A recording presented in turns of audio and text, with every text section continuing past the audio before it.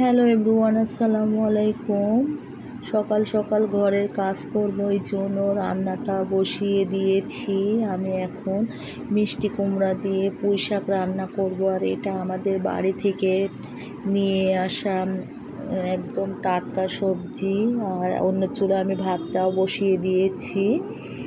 আর বাড়ি যাওয়ার আগে যেমন কাজ থাকে, বাড়ি থেকে আসলেও অনেক কাজ জমে থাকে।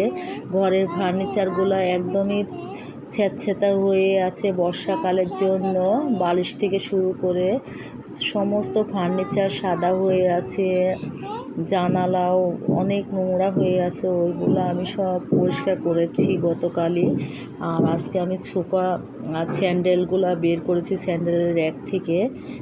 স্যান্ডেল জুতাগুলো অনেক নোংরা হয়ে আছে, এই জন্য এগুলো ঝেড়ে আমি সব পরিষ্কার করে মুছে উঠাবো। আর সোফার কাভারও কিন্তু সাদা হয়েছিল, এগুলো আমি সুন্দর করে এখন পরিয়ে দিয়েছি পরিষ্কার করে। আর দেখেন ঘরটা এখন কত সুন্দর লাগছে দেখতে।